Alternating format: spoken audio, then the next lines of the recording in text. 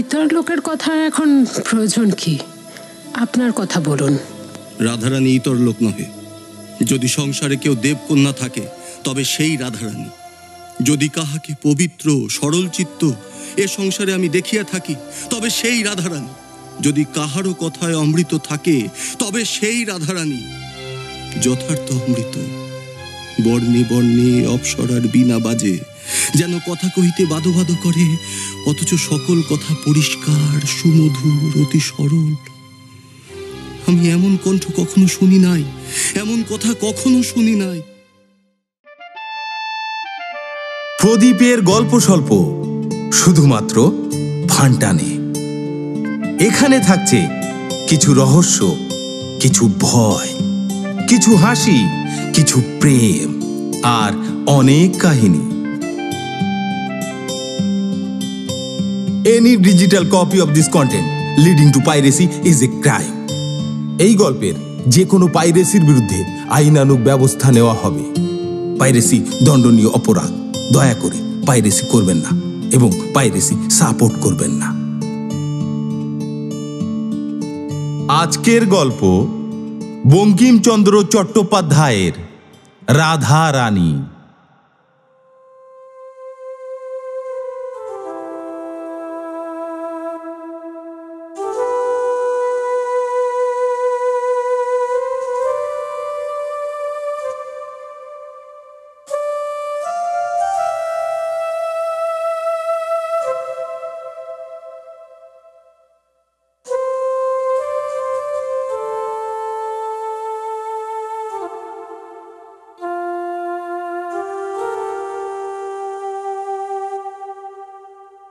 রাধারানী নামে এক বালিকা মাহেশের রথ দেখিতে গিয়াছিল।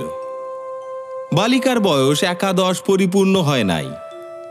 তাহাদিগের অবস্থা পূর্বে ভালো ছিল, বড় মানুষের মেয়ে, কিন্তু তাহার পিতা নাই। তাহার মাতার সঙ্গে একজন জ্ঞাতির একটি মোকদ্দমা হয়। সর্বস্ব লইয়া মোকদ্দমা। মোকদ্দমাটি বিধবা হাইকোর্টে হারিল। সে হারিবা মাত্র ডিক্রিদার জ্ঞাতি ডিক্রি জারি করিয়া ভদ্রাসন হইতে উহাদিগকে বাহির করিয়া দিল। প্রায় 10 লক্ষ টাকার সম্পত্তি ডিক্রিদার সকলই লইল। খরচা ও ওয়াসিলাত দিতে নগদ যাহা ছিল তাহাও গেল। রাধারানীর মাতা অলঙ্কার আদি বিক্রয় করিয়া প্রিভি কাউন্সিলে একটি আপিল করিল, কিন্তু আর আহারের সংস্থান রহিল না। বিধবা একটি কুটিরে আশ্রয় লইয়া কোনো প্রকারে শারীরিক পরিশ্রম করিয়া দিনপাত করিতে লাগিল। রাধারানীর বিবাহ দিতে পারিল না। কিন্তু দুর্ভাগ্যক্রমে রথের পূর্বে রাধারানীর মা ঘোরতর পীড়িতা হইল। যে কায়িক পরিশ্রমে দিনপাত হইত তাহা বন্ধ হইল। সুতরাং আর আহার চলে না। মাতা রুগ্না, এজন্য কাজে কাজেই তাহার উপবাস। রাধারানী জুটিল না বলিয়া উপবাস। রথের দিন তাহার মা একটু বিশেষ হইল, পথ্যের প্রয়োজন হইল, কিন্তু পথ্য কোথা, কে দিবে? রাধারানী কাঁদিতে কাঁদিতে কতকগুলি বনফুল তুলিয়া তাহার মালা গাঁথিল। মনে করিল যে এই মালা রথের হাটে বিক্রয় করিয়া 2-1 পয়সা পাইব, তাহাতেই মার পথ্য হইবে। কিন্তু রথের টান অর্ধেক হইতে না হইতেই বড় বৃষ্টি আরম্ভ হইল। বৃষ্টি দেখিয়া লোক সকল ভাঙ্গিয়া গেল। মালা কেহ কিনিল না। রাধারানী মনে করিল যে আমি একটু না হয় ভিজিলাম, বৃষ্টি থামিলেই আবার লোক জমিবে। কিন্তু বৃষ্টি আর থামিল না, লোক আর জমিল না। সন্ধ্যা হইল, রাত্রি হইল, বড় অন্ধকার হইল। অগত্যা রাধারানী কাঁদিতে কাঁদিতে ফিরিল। অন্ধকার, পথ কর্দমময়, পিচ্ছিল, কিছুই দেখা যায় না। তাহাতে মুষলধারে শ্রাবণের ধারা বর্ষিতেছিল। মাতার অন্নাভাব মনে করিয়া তদপেক্ষাও রাধারানীর চক্ষু বাড়ি বর্ষণ করিতেছিল। রাধারানী কাঁদিতে কাঁদিতে আছাড় খাইতেছিল, কাঁদিতে কাঁদিতে উঠিতেছিল, আবার কাঁদিতে কাঁদিতে আছাড় খাইতেছিল। 2 গণ্ড বিলম্বী ঘন কৃষ্ণ অলকাবলী বহিয়া, কবরী বহিয়া, বৃষ্টির জল পড়িয়া ভাসিয়া যাইতেছিল। তথাপি রাধারানী সেই 1 পয়সার বনফুলের মালা বুকে করিয়া রাখিয়াছিল। ফেলে নাই। এমতো সময় অন্ধকারে অকস্মাৎ কে আসিয়া রাধারানীর ঘাড়ের উপর পড়িল। রাধারানী এতক্ষণ উচ্চস্বরে ডাকিয়া কাঁদে নাই, এখনে উচ্চস্বরে কাঁদিল। কে কে গা তুমি কাঁদো? পুরুষ মানুষের গলা, কিন্তু কণ্ঠস্বর শুনিয়া রাধারানীর রোদন বন্ধ হইল। রাধারানী চেনা লোক নহে, কিন্তু বড় দয়ালু লোকের কথা। রাধারানীর ক্ষুদ্র বুদ্ধিটুকুতে ইহা বুঝিতে পারিল। কে গা তুমি? আমি দুঃখী লোকের মেয়ে, আমার কেহ নাই, কেবল মা আছে। তুমি কোথা গিয়েছিলে?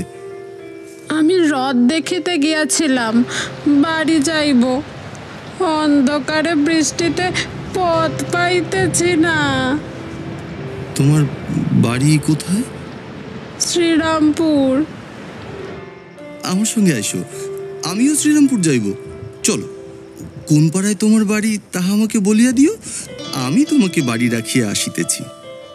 বড় পিছল, তুমি আমার হাত ধরো, নইলে পড়িয়া যাইবে।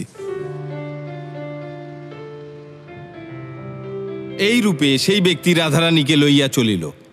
অন্ধকারে সে রাধারানীর বয়স অনুমান করিতে পারে নাই, কিন্তু কথার স্বরে বুঝিয়াছিল যে রাধারানী বড় বালিকা।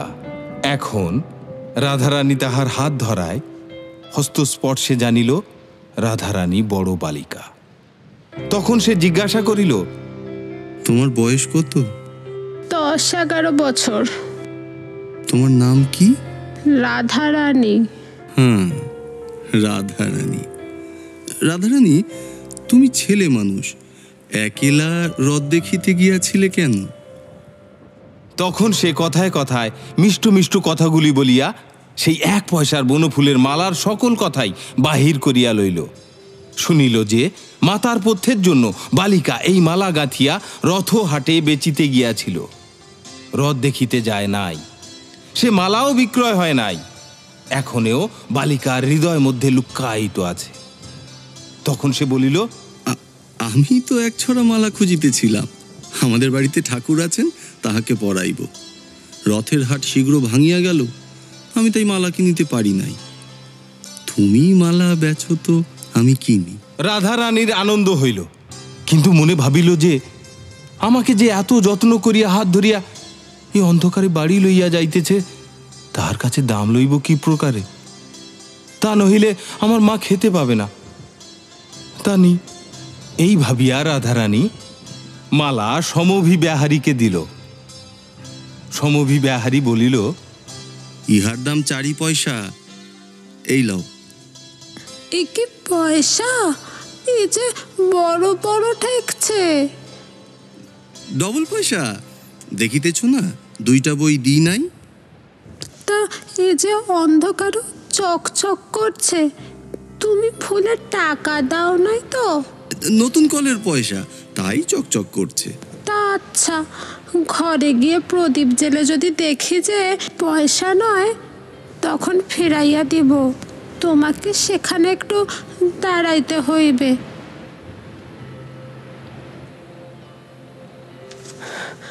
তুমি ঘরে আসিয়া দাঁড়াও, আমরা আলো জ্বালিয়া দেখি টাকা কি পয়সা। আমি বাইরে দাঁড়াইয়া আছি, তুমি আগে ভিজা কাপড় ছাড়ো, তারপর প্রদীপ জ্বালিও। আমার আর কাপড় নাই, একখানি ছিল, তাহা কাচিতে দিয়াছি। তা আমি ভিজা কাপড়ে সর্বদা থাকি, আমার ব্যায়ামও হয় না। আঁচলটা নিংড়ে পড়িব এখন। তুমি দাঁড়াও, আমি আলো জ্বালি। আচ্ছা। ঘরে তৈল ছিল না, সুতরাং চালের খড় পাড়িয়া চকমকি ঠুকিয়া আগুন জ্বালিতে হইল। আগুন জ্বালিতে কাজে কাজেই একটু বিলম্ব হইল। আলো জ্বালিয়া রাধারানী দেখিল টাকা বটে, পয়সা নয়। তখন রাধারানী বাহিরে আসিয়া আলো ধরিয়া তল্লাশ করিয়া দেখিল যে যে টাকা দিয়াছে সে নাই, চলিয়া গিয়াছে। রাধারানী তখন বিষণ্ণ বদনে সকল কথা তাহার মাকে বলিয়া মুখপানে চাহিয়া রহিল। সকাতরে বলিল, মা, এখন কি হবে? কি হবে বাছা? সে কি আর না জেনে টাকা দিয়েছে? সে দাতা আমাদের দুঃখ শুনিয়া দান করিয়াছে। আমরাও ভিখারি হইয়াছি, দান গ্রহণ করিয়া খরচ করি। তাহারা এইরূপ কথাবার্তা কহিতেছিল। এমতো সময়ে কে আসিয়া তাহাদের কুটিরের আগর ঠেলিয়া বড় শোরগোল উপস্থিত করিল। রাধারানী দ্বার খুলিয়া দিল, মনে করিয়াছিল যে সেই তিনিই বুঝি আবার ফিরিয়া আসিয়াছেন। পোড়া কপাল, তিনি কেন? এ তো পোড়ার মুখ কাপড়ে মিনসে। রাধারানীর মার কুটির বাজারের অনতি দূরে, তাহাদের কুটিরের নিকটেই পদ্মলোচন সাহার কাপড়ের দোকান। পদ্মলোচন খোদ পোড়ার মুখ কাপড়ে মিনসে এক জোড়া নতুন কুঞ্জদার শান্তিপুরে কাপড় হাতে করিয়া আনিয়াছিল। এখন দ্বার খোলা পাইয়া তাহা রাধারানীকে দিল, বলিল, রাধারানীর এই কাপড়। ও মা, আমার কিসের কাপড়? পদ্মলোচন সে বাস্তবিক পোড়ার মুখ কিনা তাহা আমরা সবিশেষ জানি না। রাধারানীর কথা শুনিয়া কিছু বিস্মিত হইল, বলিল, কেন? এই যে এক বাবু এখনই আমাকে নগদ দাম দিয়া বলিয়া গেল যে এই কাপড় এখনই এই রাধারানীকে দিয়ে এসো। ও মা, সেই গো সেই, তিনি কাপড় কিনে পাঠিয়ে দিয়েছেন। হাগা পদ্মলোচন। রাধারানীর পিতার সময় হইতে পদ্মলোচন ইহাদের কাছে সুপরিচিত।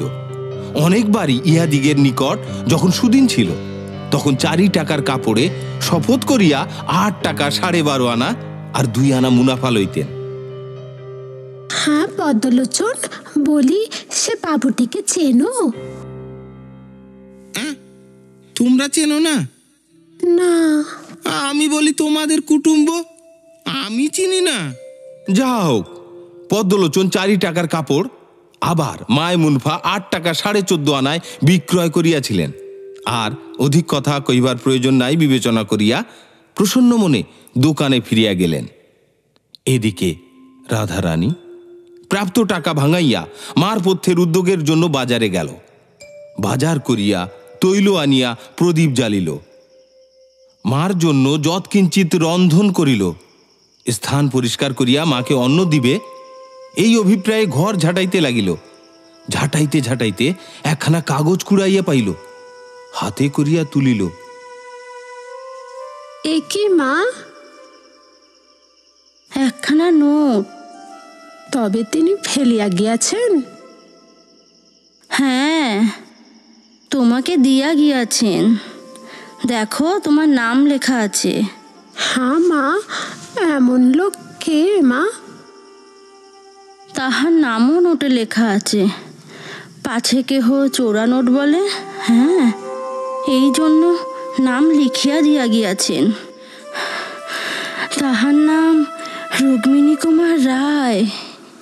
পরদিন মাতায় কন্যায় রুক্মিণী কুমার রায়ের অনেক সন্ধান করিল, কিন্তু শ্রীরামপুরে বা নিকটবর্তী কোনো স্থানে রুক্মিণী কুমার রায় কেহ আছে এমতো কোনো সন্ধান পাইল না। নোটখানি তাহারা ভাঙাইল না, তুলিয়া রাখিল। তাহারা দরিদ্র, কিন্তু লোভী নহে।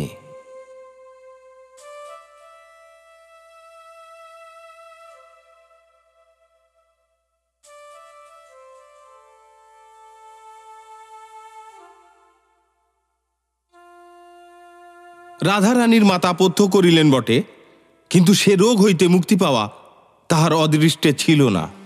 তিনি অতিশয় ধনী ছিলেন, এখন অতি দুঃখিনী হইয়াছিলেন।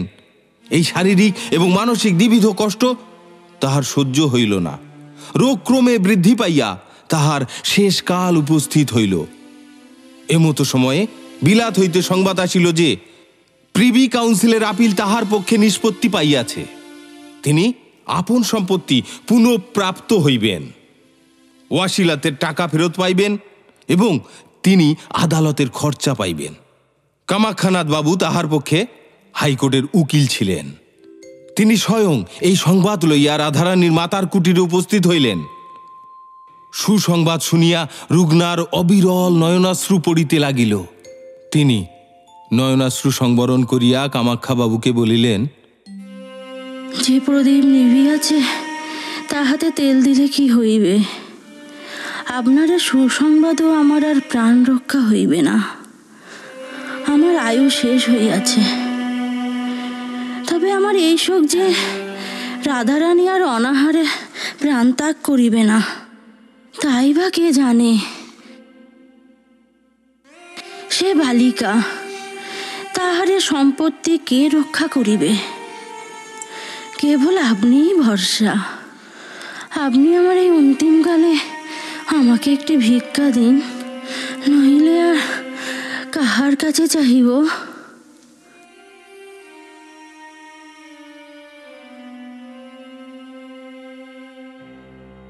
কামাখ্যাবাবু অতি ভদ্রলোক এবং তিনি রাধারানীর পিতার বন্ধু ছিলেন। রাধারানীর মাতা দুর্দশাগ্রস্ত হইলে তিনি রাধারানীর মাতাকে বলিয়াছিলেন যে, যতদিন আপিল নিষ্পত্তি পায় অন্তত ততদিন তোমরা আসে আমার গৃহে অবস্থান করো। আমি আপনার মাতার মতো তোমাকে রাখিব। রাধারানীর মাতা তাহাতে অস্বীকৃতা হইয়াছিলেন। পরিশেষে কামাখ্যাবাবু কিছু কিছু মাসিক সাহায্য করিতে চাহিলেন। আমার এখনো কিছু হাতে আছে, আবশ্যক হইলে চাহিয়া লইব। এইরূপ মিথ্যা কথা বলিয়া রাধারানীর মাতা যে সাহায্য গ্রহণে অস্বীকৃতা হইয়াছিলেন, রুক্মিণী কুমারের দান গ্রহণ তাহাদিগের প্রথম ও শেষ দান গ্রহণ। কামাখ্যাবাবু এতদিন বুঝিতে পারেন নাই যে তাহারা এরূপ দুর্দশাগ্রস্ত হইয়াছেন। দশা দেখিয়া কামাখ্যাবাবু অত্যন্ত কাতর হইলেন। আবার রাধারানীর মাতা যুক্ত করে তাহার কাছে ভিক্ষা চাইতেছেন দেখিয়া আরো কাতর হইলেন। বলিলেন, আপনি আজ্ঞা করুন, আমি কি করিব? আপনার যাহা প্রয়োজনীয় আমি তাহাই করিব। আমি চলিলাম, রাধারানী রহিল। এখানে আদালত হইতে আমার শ্বশুরের যথার্থ উইল সিদ্ধ হইয়াছে। অতএব রাধারানী একা সমস্ত সম্পত্তির অধিকারিণী হইবে। আপনি তাহাকে দেখিবেন, আপনার কন্যার ন্যায় তাহাকে রক্ষা করিবেন। এই আমার ভিক্ষা। আপনি এই কথা স্বীকার করিলেই আমি সুখে মরিতে পারি। আমি আপনার নিকট শপথ করিতেছি, আমি রাধারানীকে আপন কন্যার অধিক যত্ন করিব। আমি কায় মনোবাক্যে এ কথা কহিলাম, আপনি বিশ্বাস করুন।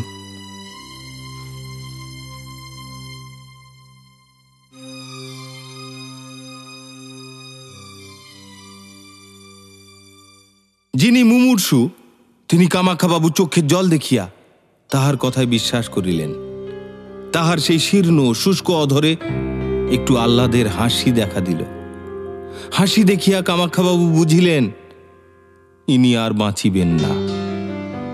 কামাখ্যাবাবু তাহাকে বিশেষ করিয়া অনুরোধ করিলেন যে এখনই আমার গৃহে চলুন, পরে ভদ্রাসন দখল হইলে আসিবেন।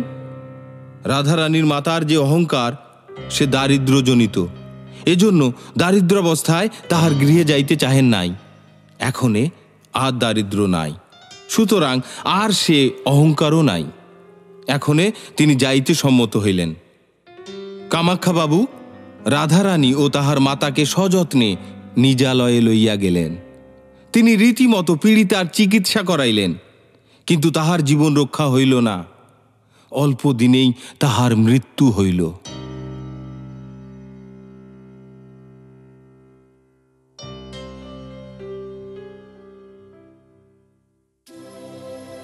উপযুক্ত সময়ে কামাখ্যাবাবু রাধারানীকে তাহার সম্পত্তিতে দখল দেওয়াইলেন, কিন্তু রাধারানী বালিকা বলিয়া তাহাকে নিজ বাটিতে একা থাকিতে দিলেন না, আপন গৃহেই রাখিলেন।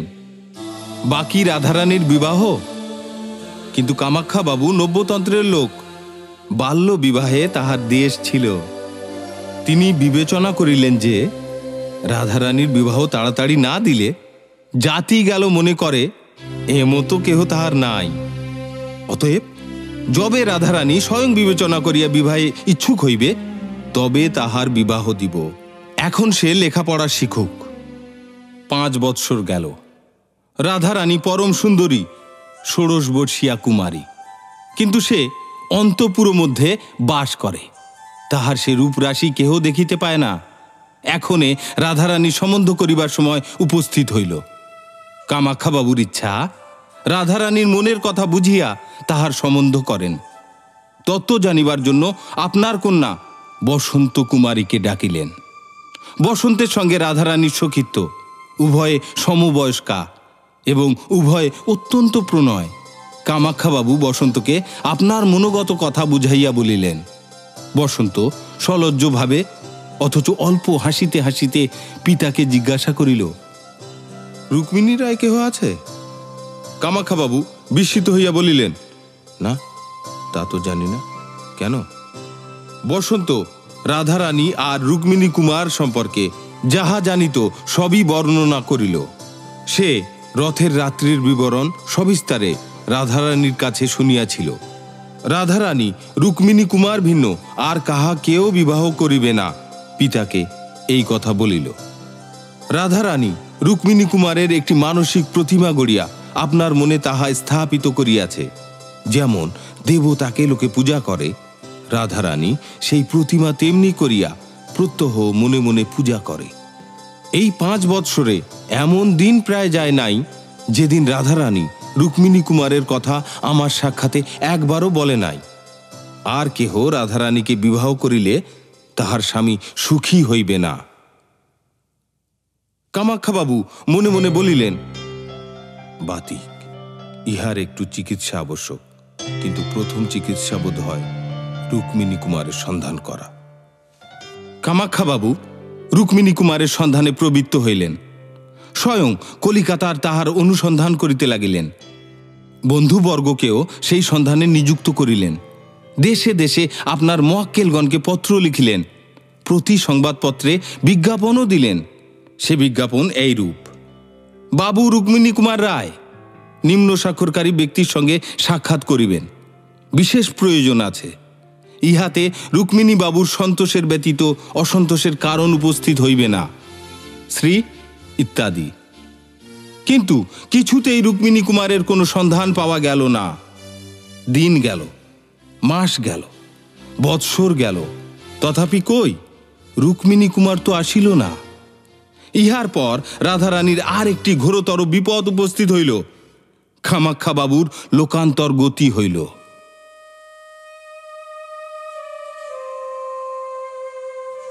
রাধারানী ইহাতে অত্যন্ত শোকাতুরা হইলেন। দ্বিতীয়বার পিতৃহীনা হইলেন মনে করিলেন। কামাখ্যাবাবুর শ্রাদ্ধাদির পর রাধারানী আপন বাটিতে গিয়া বাস করিতে লাগিলেন এবং নিজ সম্পত্তির তত্ত্বাবধান স্বয়ং করিতে লাগিলেন। কামাখ্যাবাবুর বিচক্ষণতা হেতু রাধারানীর সম্পত্তি বিস্তর বাড়িয়াছিল। বিষয় হস্তে লইয়াই রাধারানী প্রথমেই 2 লক্ষ মুদ্রা গভর্নমেন্টকে প্রেরণ করিলেন। তৎসঙ্গে এই প্রার্থনা করিলেন যে এই অর্থে তাহার নিজ গ্রামে একটি অনাথ নিবাস স্থাপিত হইউক, আর তাহার নাম হইউক রুক্মিণী কুমারের প্রাসাদ। গভর্নমেন্টের কর্মচারীগণ প্রস্তাবিত নাম শুনিয়া কিছু বিস্মিত হইলেন, কিন্তু তাহাতে কে কথা কইবে? অনাথ নিবাস সংস্থাপিত হইল। রাধারানীর মাতা দরিদ্রাবস্থায় নিজ গ্রাম ত্যাগ করিয়া শ্রীরামপুর কুটির নির্মাণ করিয়াছিলেন। কেননা যে গ্রামে যে ধনী ছিল সে সহসা দরিদ্র হইলে সে গ্রামে তাহার বাস করা কষ্টকর হয়। তাহাদিগের নিজ গ্রাম শ্রীরামপুর হইতে কিঞ্চিত দূর রাজপুর গ্রাম। এখনে রাধারানী রাজপুরেই বাস করিতেন। অনাথ নিবাসও রাধারানীর বাড়ির সম্মুখে রাজপুরে সংস্থাপিত হইল। নানা দেশ হইতে দীন দুঃখী অনাথ আসিয়া তথায় বাস করিতে লাগিল।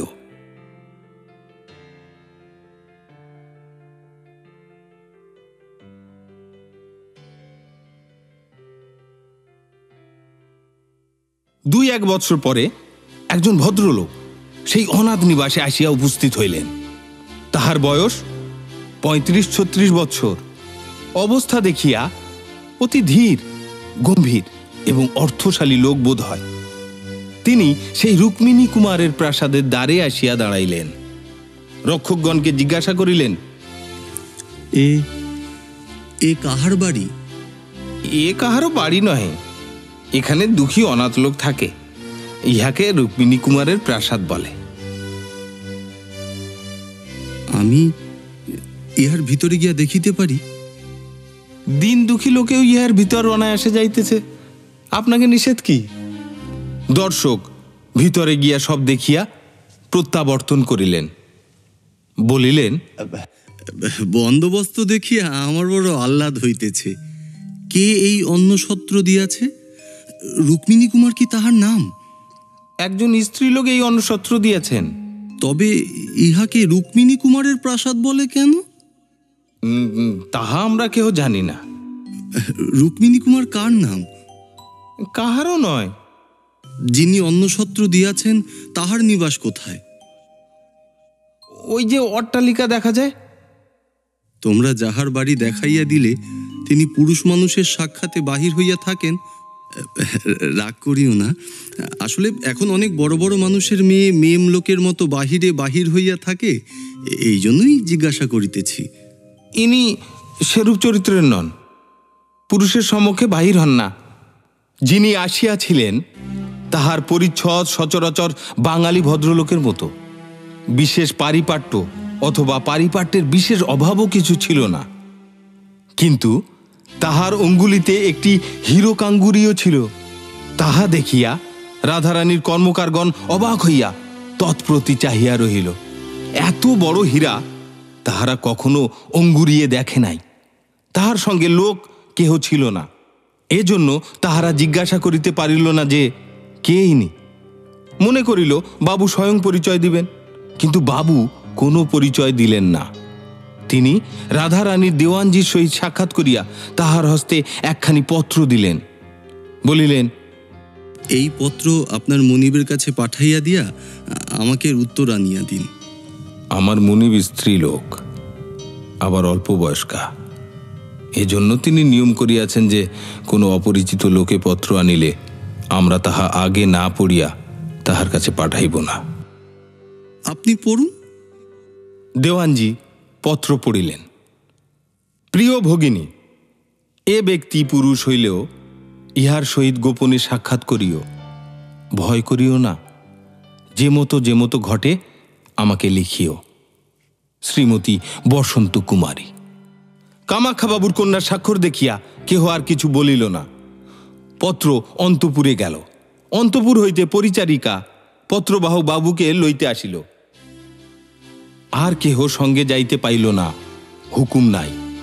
পরিচারিকা বাবুকে লইয়া এক সুসজ্জিত গৃহে বসাইলেন। রাধারানীর অন্তপুরে সেই প্রথম পুরুষ মানুষ প্রবেশ করিল।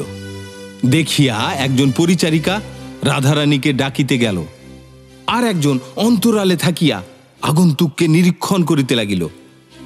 দেখিলে যে তাহার বর্ণটুকু গৌর, স্ফুটিত মল্লিকা রাশির মতো গৌর।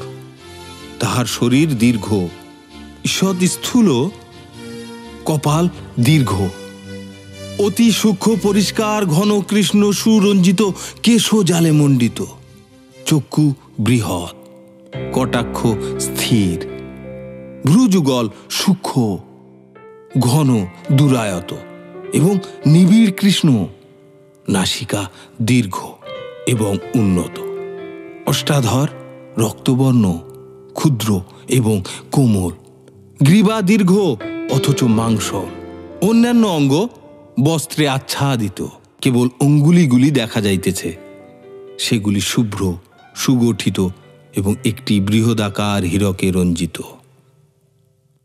রাধারানী সেই স্থানে আসিয়া পরিচারিকাকে বিদায় করিয়া দিলেন। রাধারানী আসিবা মাত্র দর্শকের বোধ হইল যে সেই কক্ষ মধ্যে এক অভিনব সূর্যোদয় হইল। রূপের আলোকে তাহার মস্তকের কেশ পর্যন্ত যেন প্রদীপ্ত হইয়া উঠিল। আগন্তুকের উচিত প্রথম কথা কহা, কেননা তিনি পুরুষ এবং বয়োজ্যেষ্ঠ, কিন্তু তিনি সৌন্দর্যে বিমুগ্ধ হইয়া নিস্তব্ধ হইয়া রহিলেন।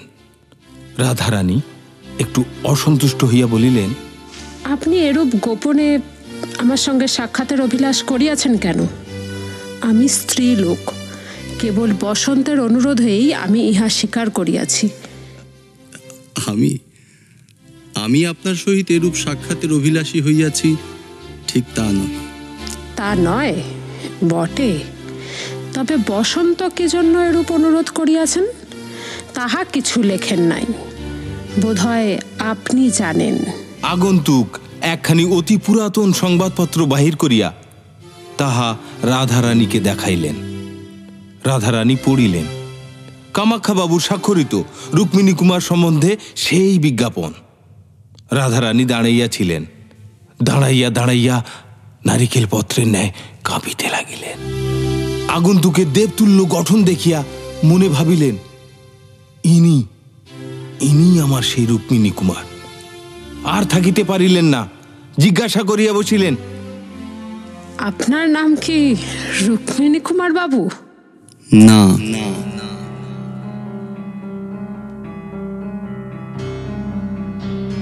না শব্দ শুনিয়াই রাধারানী ধীরে ধীরে আসন গ্রহণ করিলেন। আর দাঁড়াইতে পারিলেন না, তাহার বুক যেন ভাঙিয়া গেল। আগন্তুক বলিলেন, না, আমি যদি রুক্মিণী কুমার হইতাম তাহা হইলে কামাখ্যাবাবু এই বিজ্ঞাপন দিতেন না, কেননা তাহার সঙ্গে আমার পরিচয় ছিল। কিন্তু যখন এই বিজ্ঞাপন বাহির হয় তখন আমি ইহা দেখিয়া তুলিয়া রাখিয়াছিলাম। যদি আপনার সঙ্গে এই বিজ্ঞাপনের কোনো সম্বন্ধ নাই, তবে আপনি ইহা তুলিয়া রাখিয়াছিলেন কেন? একটি কৌতুকের জন্য। আজ 8-10 বৎসর হইল আমি যেখানে সেখানে বেড়াইতাম, কিন্তু লোকলজ্জার ভয়ে আপনার নাম গোপন করিয়া কাল্পনিক নাম ব্যবহার করিতাম। কাল্পনিক নাম রুক্মিণী কুমার। আপনিও তো বিমনা হইতেছেন কেন? যথার্থ রুক্মিণী কুমার নাম ধরে এমন কাহাকেও আমি চিনি না। যদি কেহ আমারই তলাশ করিয়া থাকে তাহা সম্ভব নহে। তথাপি কি জানি, 7-5 ভাবিয়া বিজ্ঞাপনটি তুলিয়া রাখিলাম, কিন্তু কামাখ্যাবাবুর কাছে আসিতে সাহস হইল না। পরে কামাখ্যাবাবুর শ্রাদ্ধে তাহার পুত্রগণ আমাকে নিমন্ত্রণ করিল, কিন্তু আমার কার্যগতিকে আসিতে পারি নাই। সম্প্রতি সেই ত্রুটির ক্ষমা প্রার্থনার জন্য তাহার পুত্রদিগের নিকট আসিলাম। কৌতুকবশত বিজ্ঞাপন সঙ্গে আনিলাম। প্রসঙ্গক্রমে উহার কথা উত্থাপন করিয়া কামাখ্যাবাবুর জ্যেষ্ঠ পুত্রকে জিজ্ঞাসা করিলাম যে এই বিজ্ঞাপন কেন দেওয়া হইয়াছিল। কামাখ্যাবাবুর পুত্র বলিলেন যে রাধারানীর অনুরোধে। আমিও এক রাধারানীকে চিনিতাম, এক বালিকা। আমি একদিন দেখিয়া তাহাকে আর ভুলিতে পারিলাম না। সে মাতার পথ্যের জন্য আপনি অনাহারে থাকিয়া বনফুলের মালা গাঁথিয়া সে অন্ধকারে বৃষ্টিতে। বক্তা আর কথা কহিতে পারিলেন না। তাহার চক্ষু জলে পুরিয়া গেল। রাধারানীরও চক্ষু জলে ভাসিতে লাগিল। চক্ষু মুছিয়া রাধারানী বলিল, ইতর লোকের কথা এখন প্রয়োজন কি? আপনার কথা বলুন। রাধারানী ইতর লোক নহে। যদি সংসারে কেউ দেবকন্যা থাকে তবে সেই রাধারানী। যদি কাহাকে পবিত্র সরল চিত্ত এ সংসারে আমি দেখিয়া থাকি তবে সেই রাধারানী। যদি কাহারও কথায় অমৃত থাকে তবে সেই রাধারানী। যথার্থ অমৃত। বর্ণে বর্ণে অপ্সরার বীণা বাজে, যেন কথা কহিতে বাদো বাদো করে, অথচ সকল কথা পরিষ্কার সুমধুর অতি সরল। আমি এমন কণ্ঠ কখনো শুনি নাই, এমন কথা কখনো শুনি নাই। আবার আবার আজ বুঝি তেমনি কথা শুনিতেছি। আজ এতদিন হইল সে বালিকার কণ্ঠস্বর শুনিয়াছিলাম, ঠিক আজিও সে কণ্ঠ আমার মনের ভিতর জাগিতেছে, যেন কাল শুনিয়াছি। অথচ আজ এ সুন্দরীর কণ্ঠস্বর শুনিয়া আমার সেই রাধারানীকেই বা মনে পড়ে কেন? এ কি সেই? আমি মূর্খ। কোথায় সেই দিন দুঃখিনী কুটিরবাসিনী ভিখারিনী, আর কোথায় এই উচ্চ প্রাসাদ বিহারিণী ইন্দ্রাণী? আমি সেই রাধারানীকে অন্ধকারে ভালো করিয়া দেখিতে পাই নাই। সুতরাং জানি না যে সে সুন্দরী কি কুৎসিতা। কিন্তু এই শচীনন্দিতা রূপসীর শতাংশের একাংশ রূপও যদি তাহার থাকে, তাহা হইলে সেও লোকমোহিনী বটে। এদিকে রাধারানী অতৃপ্ত শ্রবণে রুক্মিণী কুমারের মধুর বচনগুলি শুনিতেছিলেন। মনে মনে ভাবিতেছিলেন, তুমি যাহা পাপিষ্ঠা রাধারানীকে বলিতেছ কেবল তোমাকেই সেই কথাগুলি বলা যায়। তুমি আজ 8 বৎসরের পর রাধারানীকে ছলিবার জন্য কোন নন্দনকানন ছাড়িয়া পৃথিবীতে নামিলে? এতদিনে কি আমার হৃদয়ের পূজায় প্রীত হইয়াছ? তুমি কি অন্তর্যামী? নহিলে আমি লুকাইয়া লুকাইয়া হৃদয়ের ভিতরে লুকাইয়া তোমাকে যে পূজা করি, তাহা তুমি কি প্রকারে জানিলে? এই প্রথম দুইজনে স্পষ্ট দিবস আলোকে পরস্পরের প্রতি দৃষ্টিপাত করিলেন। দুইজনে দুইজনের মুখপানে চাহিয়া ভাবিতে লাগিলেন, আর এমন আছে কি এই শশাগড়া নদ নদী চিত্রিতা জীব সংকুলা পৃথিবী তলে এমন তেজময়, এমন মধুর, এমন সুখময়, এমন চঞ্চল অথচ স্থির, এমন সহাস্য অথচ গম্ভীর, এমন প্রফুল্ল অথচ পীড়াময়? এমন আর আছে কি চির পরিচিত অথচ অত্যন্ত অভিনব, মুহূর্তে মুহূর্তে অভিনব মধুরিমাময়, আত্মীয় অথচ অত্যন্ত পর, চিরস্মৃত অথচ অদৃষ্টপূর্ব কখনো দেখি নাই, আর এমন দেখিব না? এমন আর আছে কি?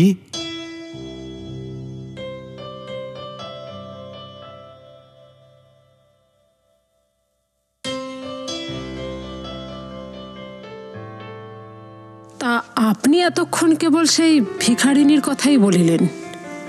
আমাকে যে কেন দর্শন দিয়েছেন তা তো এখনো বলেন নাই। রাধারানী মনে মনে একটু পরিতাপ করিল, কেননা কথাটা একটু ভৎসনার মতো হইল। রুক্মিণী কুমার একটু অপ্রতিভ হইয়া বলিলেন, তাই বলিতেছিলাম, আমি সেই রাধারানীকে চিনিতাম। রাধারানীকে মনে পড়িল একটু, এতটুকু, অন্ধকার রাত্রে জোনাকির ন্যায়। একটু আশা হইল যে যদি এই রাধারানী আমার সেই রাধারানী হয়।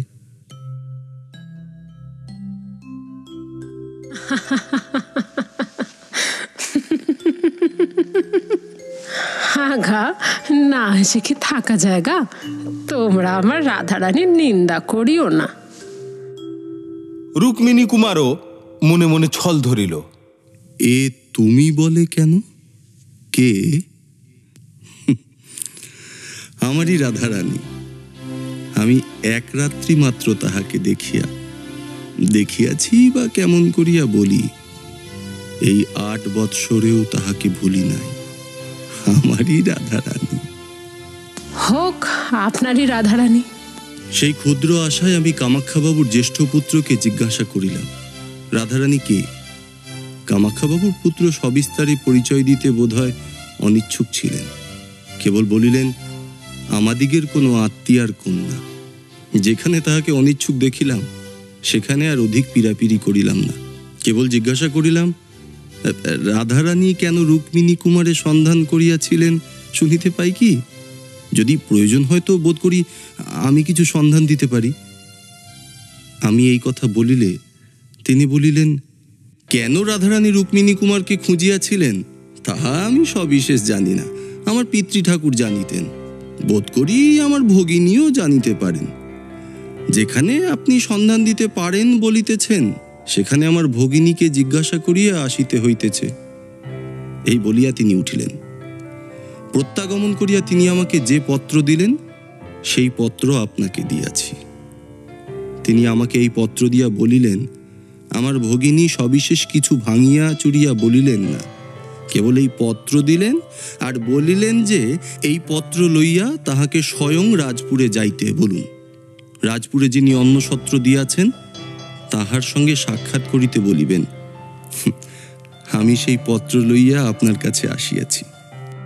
কোনো অপরাধ করিয়াছে কি?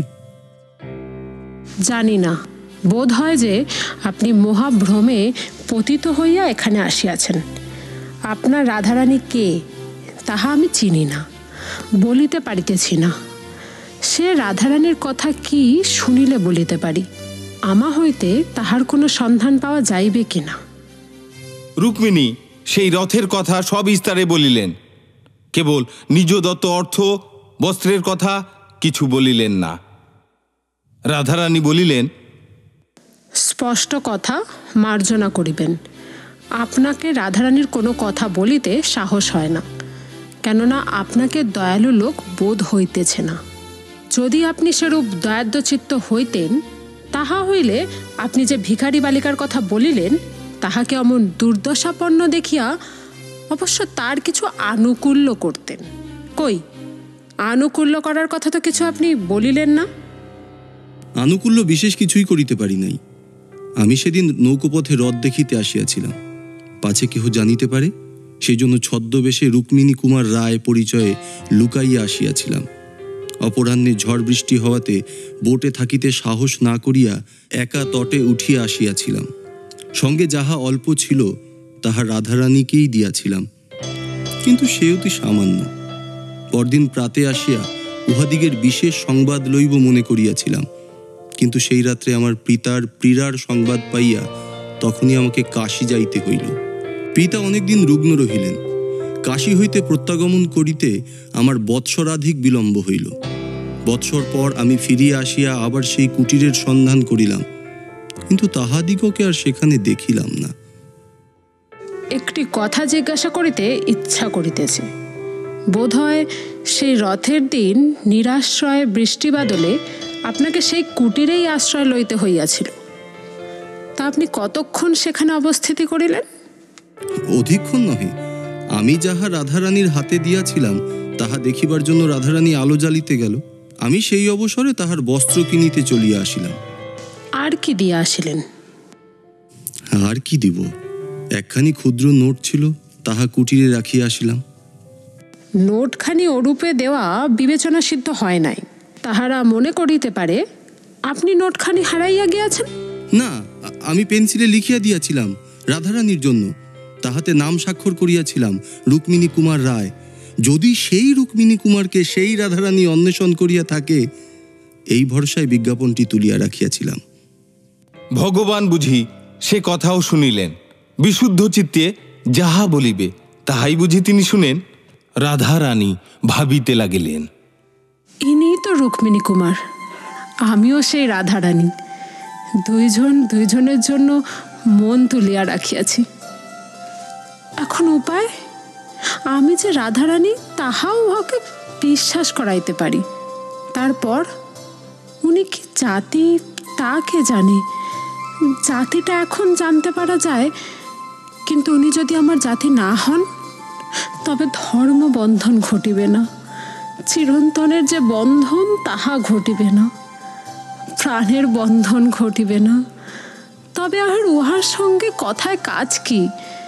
না হয় এই জন্মটা রুক্মিণী কুমারের নাম জপ করিয়া কাটাইব। এতদিন সেই জপ করিয়া কাটাইয়াছি, জোয়ারের প্রথম বেগটা কাটিয়া গিয়াছে, বাকি কাল কাটবে নাকি? আচ্ছা, যদি আমার জাতি হন, তাহলে এবার ভরসা কি?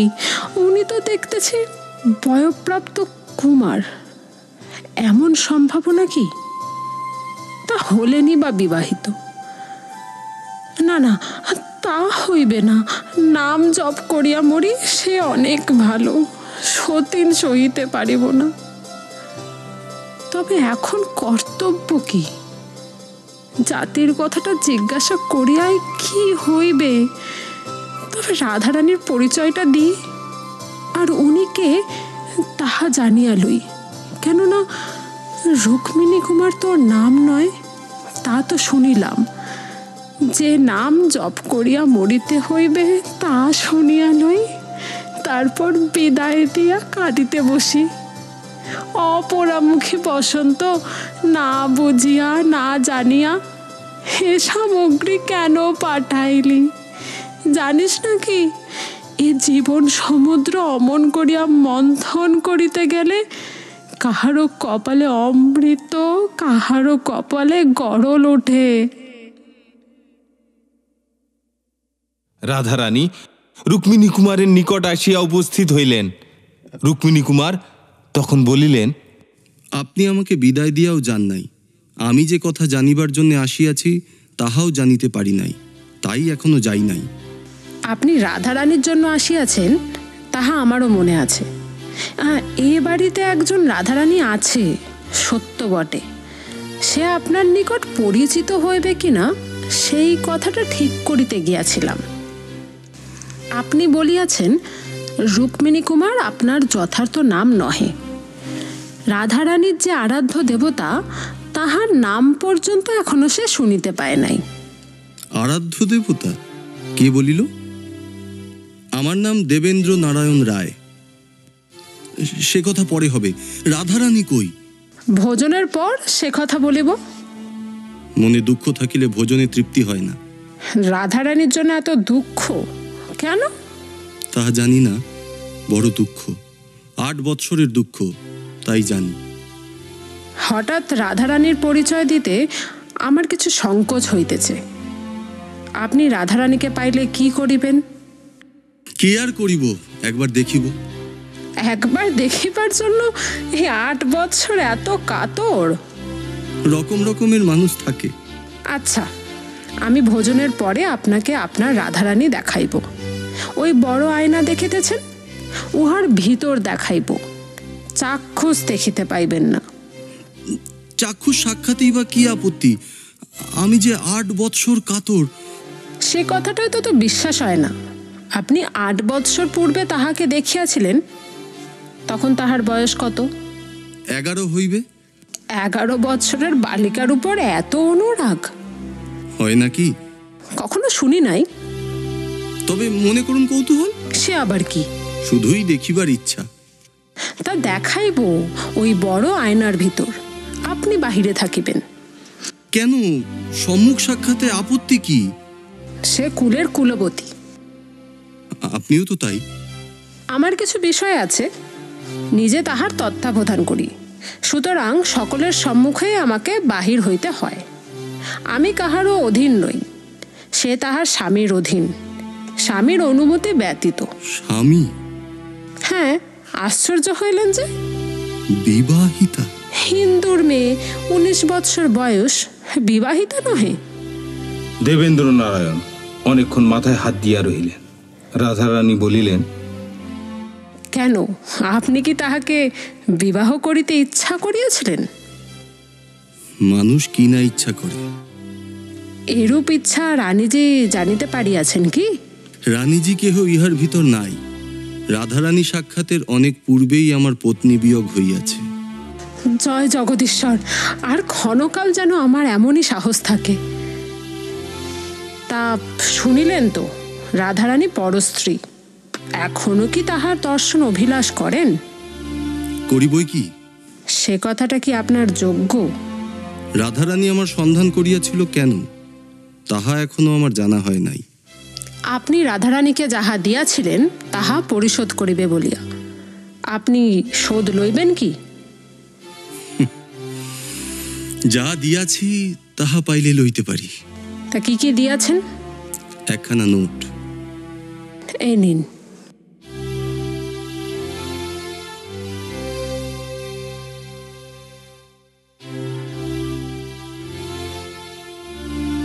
এই নোট কি রাধারানীর স্বামী কখনো দেখিয়াছেন? রাধারানী কুমারী, স্বামীর কথাটা আপনাকে মিথ্যা বলিয়াছিলাম। তা সব তো শোধ হইল না। আর কি বাকি? 2টা টাকা আর কাপড়। সব ঋণ যদি এখন পরিশোধ হয়, তবে আপনি আহার না করিয়া চলিয়া যাইবেন। পাওনা বুঝিয়া পাইলে কোন মহাজন বসে?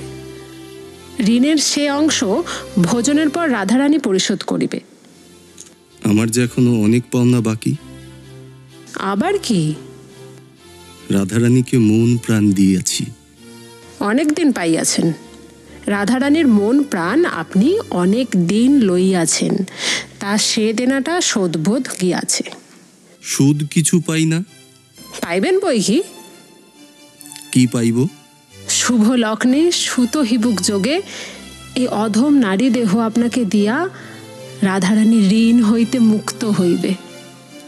এই বলিয়া রাধারানী ঘর হইতে বাহির হইয়া গেল। রাধারানীর আজ্ঞা পাইয়া দেওয়ানজি আসিয়া রাজা দেবেন্দ্র নারায়ণকে বহির্বাটিতে লইয়া গিয়া যথেষ্ট সমাদর করিলেন। যথাবিহিত সময়ে রাজা দেবেন্দ্র নারায়ণ ভোজন করিলেন। রাধারানী স্বয়ং উপস্থিত থাকিয়া তাহাকে ভোজন করাইলেন। ভোজন আনতে রাধারানী বলিলেন, আপনার নগদ 2টা টাকা ও কাপড় এখনো ধারি। কাপড় পরিয়া ছিঁড়িয়া ফেলিয়াছি, টাকা খরচ করিয়াছি, তাহার ফেরত দিবার জো নাই। তাহার বদলে যাহা আপনার জন্য রাখিয়াছি তাহা গ্রহণ করুন। চিত্রে দিন টিন কিছু হইল কি? হ্যাঁ, দেওয়ানজি মহাশয় পুরোহিত মহাশয়কে ডাকাইয়াছিলেন। পুরোহিত পরদিন বিবাহের উত্তম দিন বলিয়া গিয়াছেন, আর দেওয়ানজি মহাশয় সমস্ত উদ্যোগ করিতেছেন।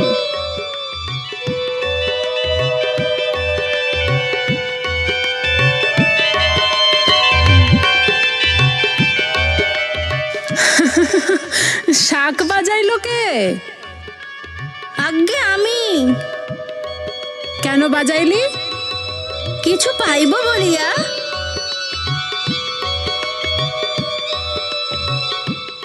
যদি এই রূপে দেনা পরিশোধ করিবে, তবে তোমার গলায় যে ছড়া আছে তাহাই লইব। রাধারানী হাসিতে হাসিতে আপনার গলার হার খুলিয়া দেবেন্দ্র নারায়ণের গলায় পরাইল। তখন দেবেন্দ্র নারায়ণ বলিলেন, সব শোধ হইল, কিন্তু আমি একটু ঋণী রহিলাম। সেই 2 পয়সার ফুলের মালার মূল্য তো ফেরত পাইলাম, তবে এখন মালা ফেরত দিতে আমি বাধ্য। দেবেন্দ্র নারায়ণ ইচ্ছাপূর্বক মুক্তাহার পরিয়া আসিয়াছিলেন, তাহা রাধারানীর কণ্ঠে পরাইয়া দিয়া বলিলেন, এই ফেরত দিলাম।